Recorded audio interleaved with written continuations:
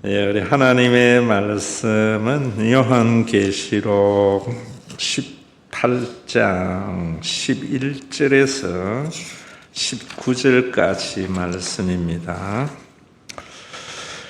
땅의 상인들이 그를 위하여 울고 애통하는 것은 다시 그들의 상품을 사는 자가 없음이라. 그 상품은 금과 은과 보석과 진주와 세마포와 자주 옷감과 비단과 붉은 옷감이요 각종 향목과 각종 상아 그릇이요 값진 나무와 구리와 철과 대리석으로 만든 각종 그릇이요 계피와 향료와 향과 향유와 유황과 포도주와 감람류와 고운 밀가루와 밀이요 소와 양과 말과 수레와 종들과 사람의 영혼들이라. 바벨론아, 네 영혼이 탐하던 과일이 네게서 떠났으며 맛있는 것들과 빛난 것들이 다 없어졌으니 사람들이 결코 이것들을 다시 보지 못하리로다. 바벨론으로 말미암아 치부한 이 상품의 상인들이 그의 고통을 무서워하여 멀리 서서 울고 애통하여 이르되 화있도다 화있도다 큰 성 바벨론이여 세마포 옷과 자색 옷과 붉은 옷을 입고 금과 보석과 진주로 꾸민 것인데 그러한 부가 한 시간에 망하였도다.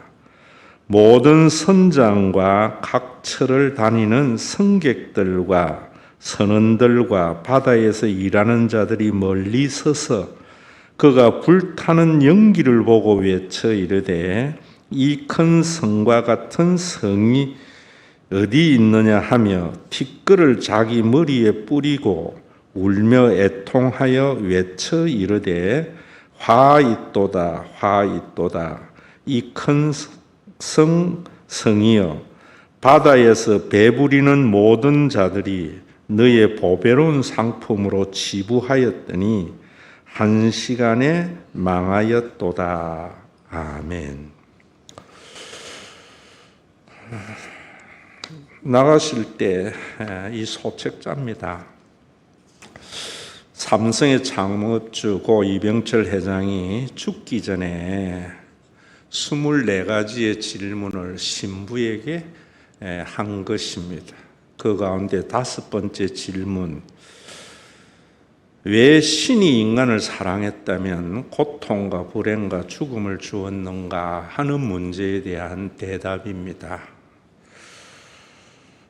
제가 그 질문을 보면서 지난번 수요일에 제가 강좌를 열었던 겁니다. 수요일 강좌를 듣기도 하고 또 책을 봐도 알겠지만은 이런 아쉬움이 있었어요.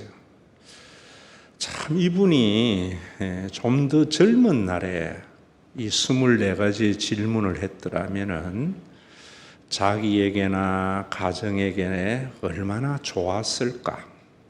그리고 우리나라에도 물론 삼성 때문에 우리의 경제가 굉장히 부유하게 되었지만은 얼마나 선한 영향력을 끼쳤겠나. 그래서 국민들이 참 존경하는 사람 이러면은 세종대왕의 반열에, 이순신의 반열에 고 이병철 회장을 두지 않았겠나. 그런데 그가 많은 그런 영향을 끼쳤지만은 그 영향이 그렇게 선하지 못하기 때문에 그런 존경을 받지 못하지 않았겠나 이런 생각을 했습니다. 그래서 우리가 살면서 매주 와서 예배를 드리는데 근본적인 질문에 대해서 여러분들이 스스로 한번 해보고 그것에 대한 답을 얻는 것이 정말 중요하겠구나 이런 생각을 했습니다. 그 책을 읽어보시면 여러분들이 알겠지만 한마디로 진짜로 하나님 만나고 진짜로 교회가 성령이 함께하는 교회라면은 부자가 부럽지 않거든요. 출세한 사람이 부럽지 않거든요. 여러분들이 부자가 부럽지 않고 출세한 사람이 부럽지 않으면은 누가 그런 사람을 불행하게 하겠어요? 예수를 믿으면 그런 놀라운 것이 있는데 그저 부자가 부럽고 이런 것은 그만큼 복음에서 우리가 멀어져 있는 거지요.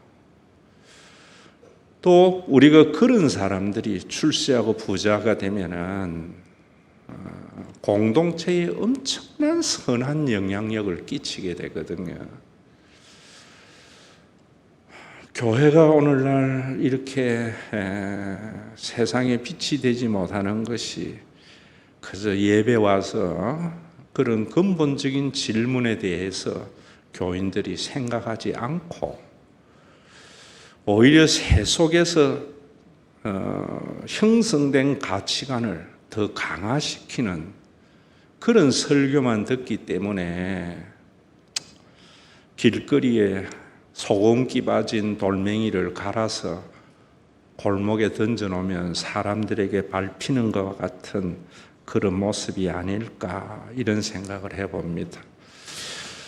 오늘 본문도 여러분 거기에 보면은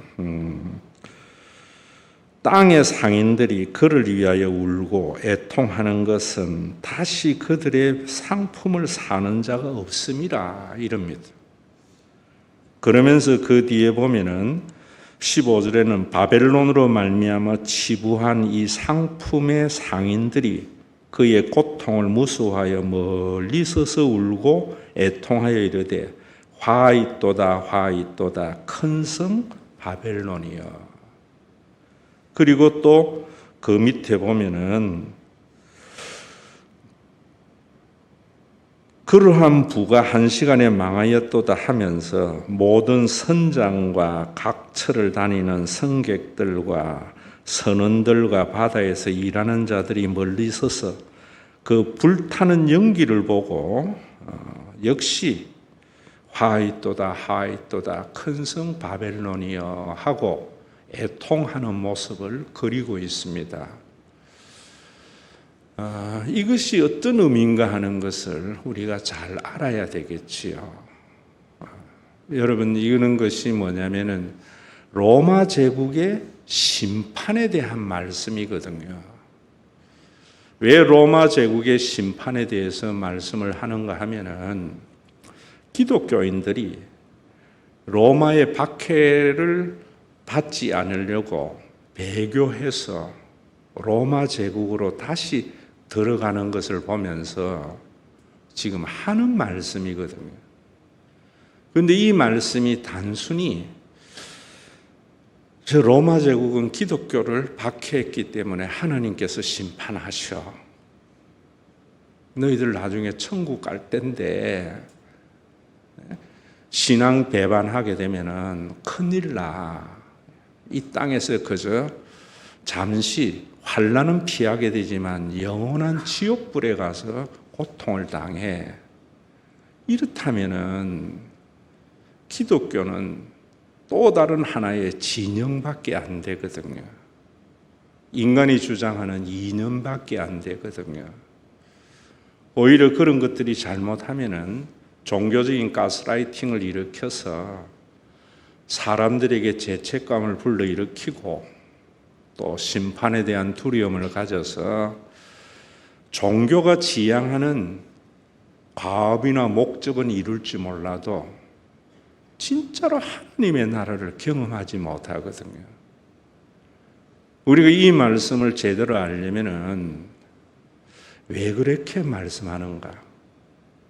왜 신앙인들이 배교에서 로마 제국으로 돌아가는 것이 나쁜 것인가? 복음적 관점에서 알게 되면은 우리가 그런 진영이 아니고 종교적인 가스라이팅이 아니고 하나님의 나라를 누릴 수 있는 그런 신앙생활을 하게 되거든요. 그래서 제가 이런 부분에 대해서 여러분들에게 말씀을 드리기 이럴 때에 그러잖아요. 이 세상의 여러 가지 현실을 보면은 인문학적 도움이 참 필요합니다. 우리가 사는 세상에 대한 진단은 인문학자들이 잘 해놨어요. 그런데 처방은 성경만이에요. 어떤 인문학적 대안이나 처방도 임시 방편밖에 안 됩니다. 성경이 진리라는 것은 성경적 대안과 처방을 하면은 완전한 하나님의 나라가 있거든요.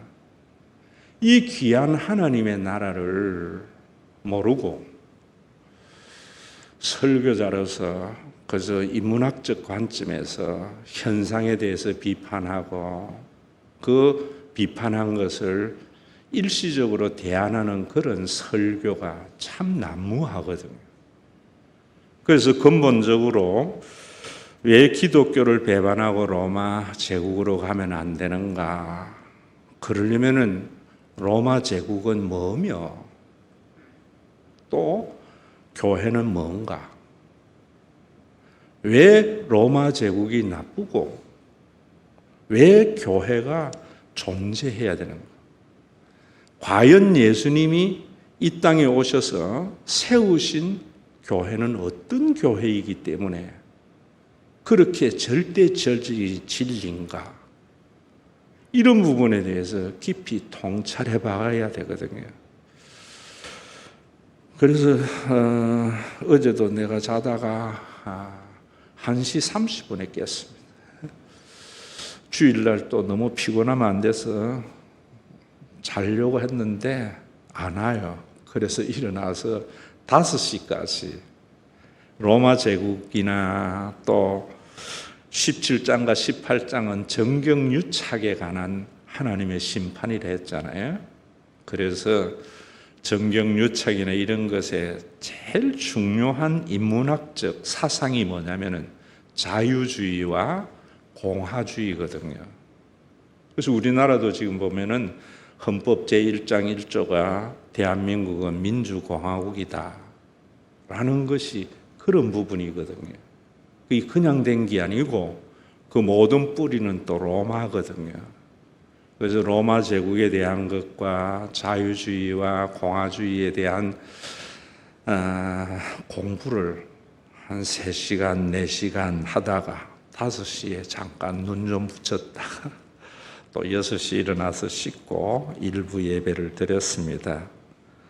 여러분들에게 한마디로 이 부분을 이해하자면은, 좀 더 이해하자면은, 로마 제국이 여기에 보면은 왜 상인들이 팔 물건이 없어서 상품을 사는 자가 없어서 울었고, 왜 로마 제국의 멸망에 대해서 그렇게 화이또다 하면서 탄식을 하는가?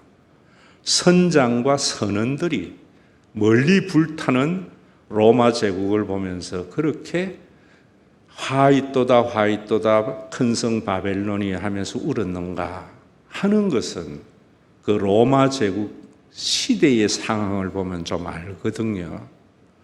제가 여러분들에게 말씀을 드렸듯이 로마 제국은 원래 태동부터 그랬습니다.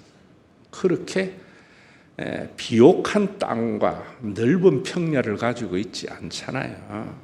그래서 항상 정복을 통해서 전리품으로 로마 시민들이 부유하게 사는 그런 구조를 가지고 있고, 그러다 보니까 제국으로 지향할 수밖에 없었지요. 우리가 잘 아는 대로 모든 길은 로마로라고 하는 말은 그 식민지로부터 전리품을 실어 나르기 위해서 길을 닦은 것이고, 또 여기에 보면 선장과 선원들이 그렇게 통곡하는 것은 그 시대의 애굽은 곡창지대잖아요. 굉장히 비옥하잖아요, 이집트 쪽은. 그래서 거기에 있는 모든 곡창에 나는 곡물들이나 여기 나오는 향료나 이런 것들을 실어 나눌 때 지중해를 통해서 배로 실어 나누는 것이 훨씬 빠르고 효율적이거든요. 그래서 로마 제국의 멸망에는 상인들도 통곡을 하고 또 선원들도 통곡을 하는 이런 모습을 보게 됩니다. 이런 것들이 그 시대에만 있는 것이 아니고 지금 인류의 역사 속에 언제나 있어 왔던 것이거든요. 그래서 여러분들이 이걸 보면서 어떤 생각을 해야 되는가 하면은 당장 1929년도 세계적으로 대공황이 왔잖아요. 그게 떠올라야 됩니다. 대공황이 왜 문제였습니까? 아담 스미스의 국부론으로부터 시작된 자본주의 경제는 굉장한 부가 인류에게 주어졌지요. 여러분, 우리 인류가 이렇게 먹고 살기에 걱정이 없는 그런 시대의 도래는 산업혁명 이후에 비로소 인류에게 주어진 큰 축복이었거든요. 그때 어떤 생각을 했습니까? 그저 국가는 야경 국가, 그냥 야간에 순찰 도는 정도만 해야 되고 자유를 최대한 보장을 해서 사람들이 경제 활동에 굉장히 자유롭게 해야 됩니다. 그러면은 경제가 부흥된다 이랬죠. 그런데 경제인들이 주어진 그 자유를 가지고 생산을 많이 했지요. 당연히 부가가치를 높이려면은 인건비는 적게. 지극히 당연한 거잖아요. 원가는 최대한 줄이고 그래야 이윤이 막 극대화되잖아요. 그래서 기업이 막 커나가서 상품이 엄청 많이 쏟아졌는데 결과는 뭐였습니까? 그래가지고 한 세기 좀 지나고 나니까 그 상품을 사줄 사람들이 돈이 없었잖아요. 그게 디플레이션이잖아요. 그래서 상품은 차고 넘치는데 유통은 되지 않고 경제가 파탄에 이르는 거죠. 그래서 케인즈라고 하는 세계적인 또 경제학자가 대안을 어떻게 냈습니까? 무한한 자유를 주면 안 되겠다. 그래서 자본주의를 수정하는 정책을 폈지요. 그래서 공공사업을 일으켜서 잘 아는 대로 루즈벨트의 뉴딜 정책이나 그때부터 국가가 경제를 주도하는 일들이 참 많아졌지요.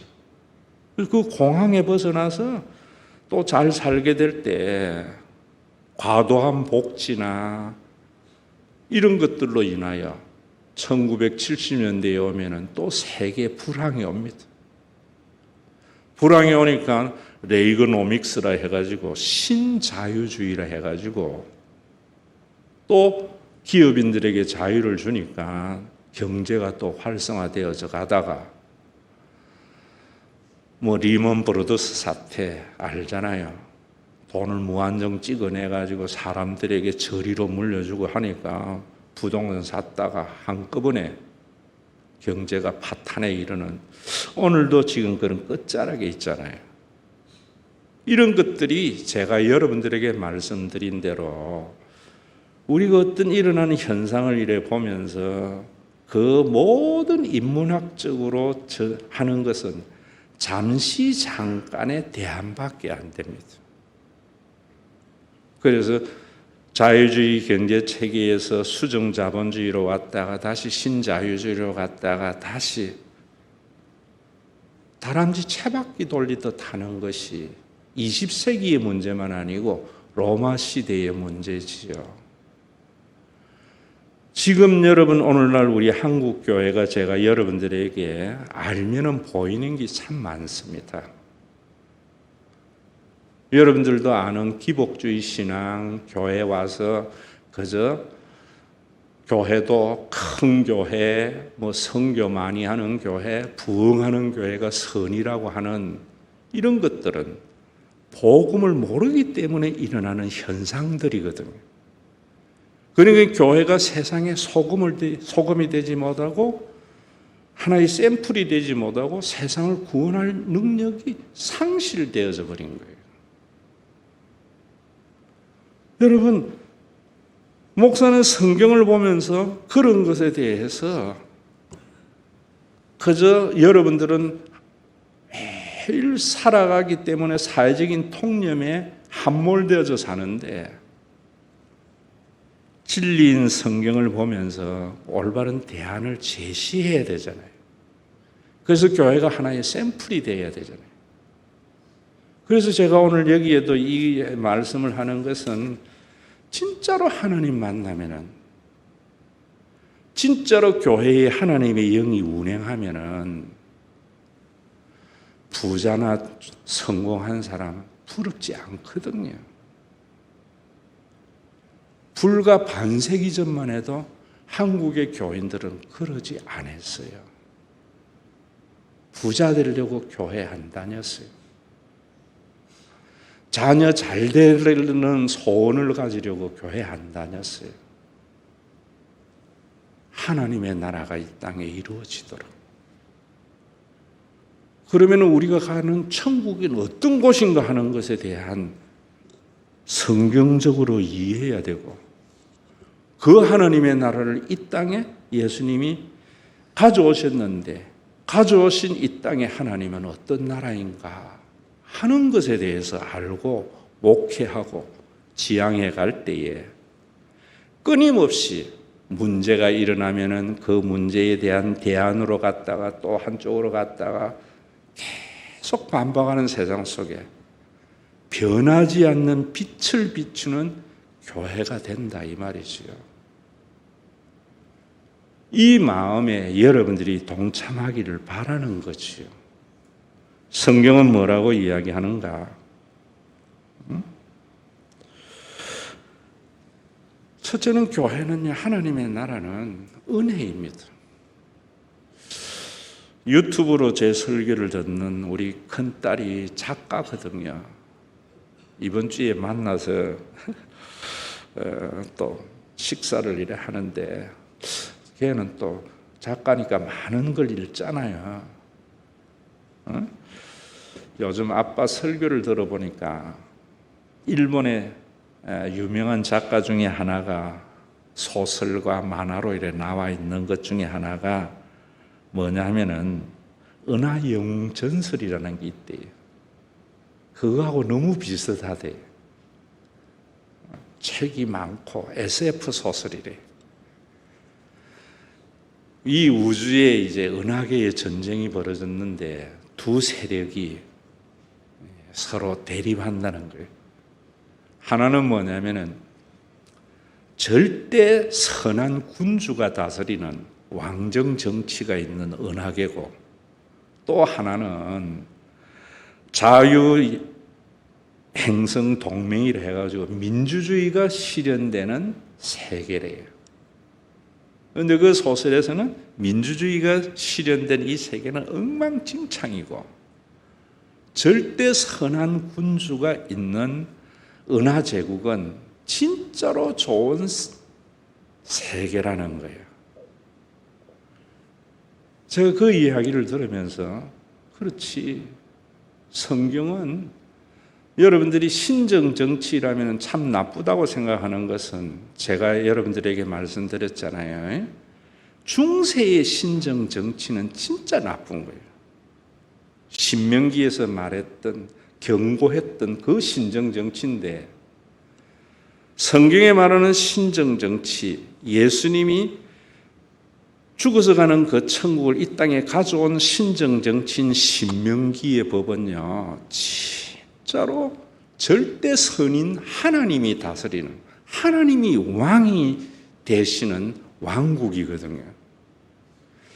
그걸 어떻게 이 땅에 이루셨는가, 그런 부분을 아셔야 되거든요.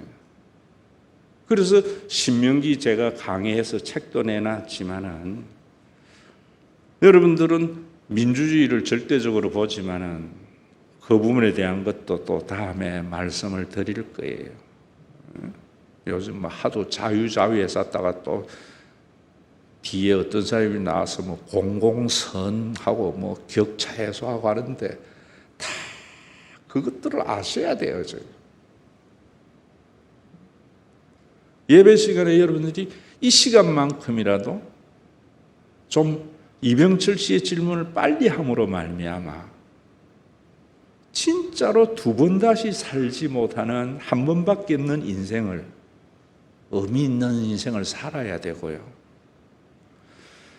정말 우리의 후손들에게는, 여러분들의 자녀에게나 손자에게나 이번에 졸업 예배 때 또 제가 깨달은 걸 말씀드리겠지만은 큰 돈 물려주는 것보다 좋은 세상을 물려줄 수 있는 그런 그리스도인들이 돼야 되지 않겠어요? 교회 와서 예배 시간만큼이라도 한번 생각해보고 교회가 그래도 세상에 그 무엇보다도 좀 나아야 되지 않을까? 이 책 읽어보세요. 고 이병철 회장보다는 저와 여러분들이 더 행복하다 하는 것을 알게 될 거예요. 신명기 하나님의 나라는 어떤 나라예요? 첫째는 은혜입니다. 자유주의에서 자본주의, 또 신자유주의, 끊임없는 문제의 해결이 아니고요. 하나님이 다스리는 나라는 은혜의 나라예요. 오늘도 저와 여러분들이 이 예배 시간에 우리가 자각해야 되는 것이 그 은혜의 하나님이 절대선이거든요. 절대선이거든요. 그 하나님의 은혜가 작동하는 교회만이 유일한 하나님의 나라가 되거든요. 그래서 신명기에 그래 말씀하는 거예요. 내가 왜 40년의 길을 걷게 했는 줄 알아? 네가 40년 동안 쌀한 톨, 밀한 톨 심은 적이 없지만 너 이스라엘 배골지 안 했잖아. 기력이 쎄할 때 매출하기 주었잖아. 40년 동안 걸어갔지만 발이 부르트지 않았잖아. 메마른 광야에 목이 말라 죽을 때에 반석에서 물나게 해줬잖아. 가나안 땅에 들어가면 그거 잊으면 안 돼. 네 힘으로 그런 것이 아니야. 하나님의 은혜로 네가 왕 거야. 이거 자각해야죠. 그리스도인이 되는 거지요. 여러분, 세상의 제국이 뭡니까? 내 능력으로 재물됐다. 나는 공부 열심히 해서 의사 되고 판사 되고 뭐 됐다. 자기의잖아요. 그러니까 내가 받는 것이 당연하다 생각하잖아요. 못 사는 사람은 지가 게을러서 그렇고 할 수 있는데도 안 해서 그렇다고. 그게 제약된 세상이잖아요. 교회 와서 뭐 해야 되겠습니까? 내가 받을 자격이 없는데 아무런 대가를 바라지 않고 자기의 생명까지 내어주시는 선한 왕이신 그 하나님 때문에 내가 존재하게 되었구나. 어디에서 가난에 들어가거든 그 생각하라는 거예요. 우리가 이 땅에 살 때에 그 생각하라는 거예요. 세상에 살면서 교회에 와서 그 생각하라는 거예요. 그럴 때에 하나님 은혜라고만 말하는 게 아니고 진짜로 그 은혜를 아는 사람은 내가 가지고 있는 걸 가지고 유세 부리는 게 아니라 가지지 못한 자에게 나누면서도 을이 되는 사람, 빚을 갚는다고 생각하는 사람, 그것이 절대 선이신 하나님이 통치하는 은하세계라고요. 천국에 가면 모두 그런 사람들만 있다고요. 자기가 잘나서 천국 왔다고 하는 선민사상 없습니다. 나 같은 자를 하나님이 무엇이 간데 자녀 삼아주었고 망할 짓만 하는 나를 오늘 이 자리에 있게 한 것은 그러지 못한 사람들 나누어 주라. 나누어 주면서도 받는 사람이 채권자가 되라고. 그 은혜가 충만한 교회를 통해서 세상에 빛이 돼야죠.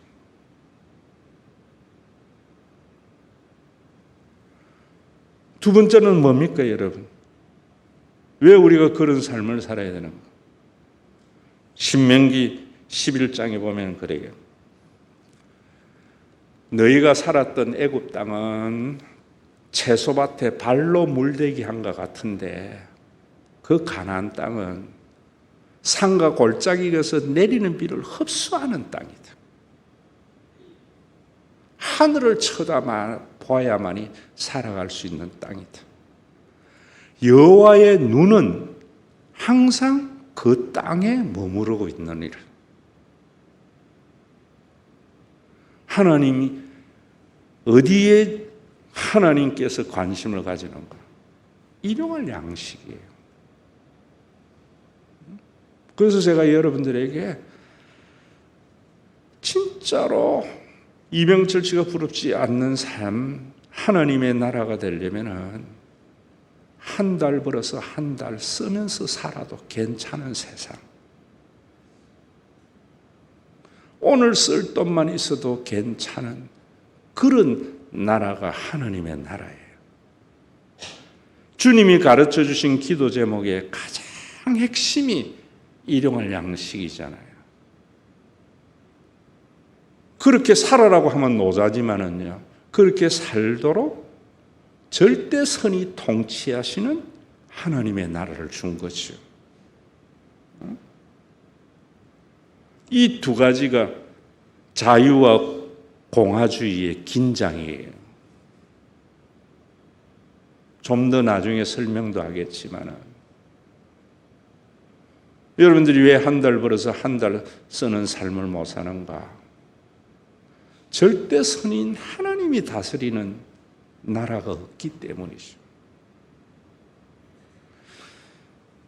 배교하는 로마의 교인들에게 그 절대 선이 다스리는 하나님의 나라 그 교회에서 너희들이 가봐야 제국의 소모품인 군사 노릇밖에 못하고 그 전리품이 원로원과 귀족과 기사와 호민관들에게만 돌아가지 너희들은 수단밖에 안 되는데 무엇이 그리로 들어가려고 해? 이 말이 오늘 요한계시록의 이 말씀이거든요. 오늘 교회의 교인들에게 말한다면은 여러분들의 삶이 가장 존귀하게 여기는 그런 별로 유명하거나 큰 교회는 아닐지라도 그런 교회를 떠나서 교회 건물 크게 짓고 날마다 사람들을 성장하고 교인을 성장의 수단으로 삼는 그런 교회가 뭐 좋다고 가 이런 말하고 똑같은 말이에요, 여러분.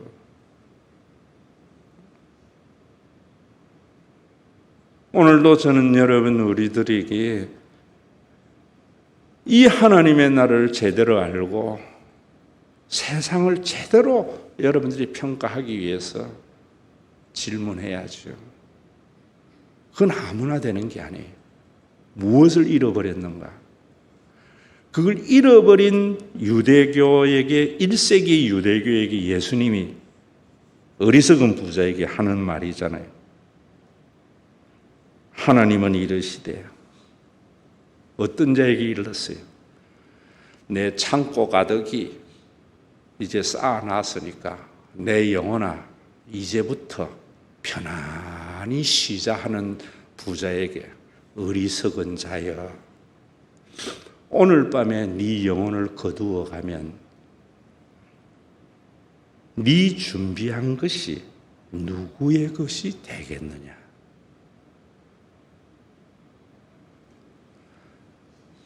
미래를 사는 게 아닙니다. 교회는 현재를 사는 거예요. 미래의 천국 때문에 현재를 희생하는 삶, 그건 이단이 말하는 거예요. 그래서 제가 여러분들에게 오늘 못 쓴 돈은 평생 못 쓴 돈입니다. 오늘 못 누린 삶은 평생 못 누린 삶입니다. 우리 교회도 여러분 쓸 거 안 쓰고 아끼면은요 1년에 1, 2억은 못 얻어요. 그러나 우리 교회는 매달 들어놓은 건 매달 다 나가요. 왜? 그래 못 안았다가 여러분들의 삶은 어디 있어요? 후손들 그 재산 때문에 쌈박질밖에 더 해요. 삼성을 보더라도. 오늘의 여러분들의 삶이 중요한 거예요. 오늘 못 누린 삶은 평생 못 누린 거예요. 오늘 누릴 수 있는 그 하나님의 나라를 후손들에게 주자는 거예요. 그러면 카이로스예요. 여러분, 우리가 지금 빛이 못 되는 것은 영원한 하나님의 나라를 바라보면서 오늘을 살지 않기 때문입니다. 요술 램프라는 이야기가 있습니다. 어떤 사람이 해변가 가다가 요술 램프를 주웠어요. 어떤 요술 램프인가? 1년 후에 세상을 알게 하는 램프예요. 한 번만. 그래서 요술 램프 주선 사람이 뭘 요구했는가? 1년 후에 주식 시세가 있는 신문을 달라고 했어요. 논았겠어요? 안 논았겠어요? 장작을. 1년 후에 주식 시세표가 있는 신문을 받아들고는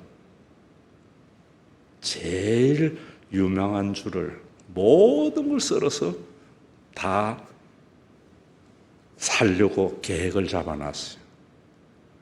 그래서 신문을 탁 덮는데 그 뒤에 부고란에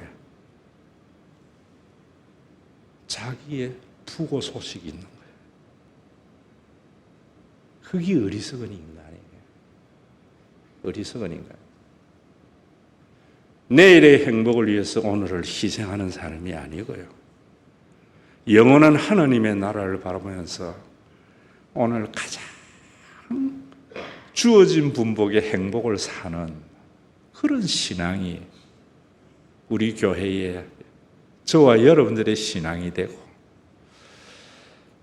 우리 교회가 저는 소망하는 게 그래요. 정말 했다고 어깨 힘줄 것도, 못했다고 해서 기죽을 것도 없고,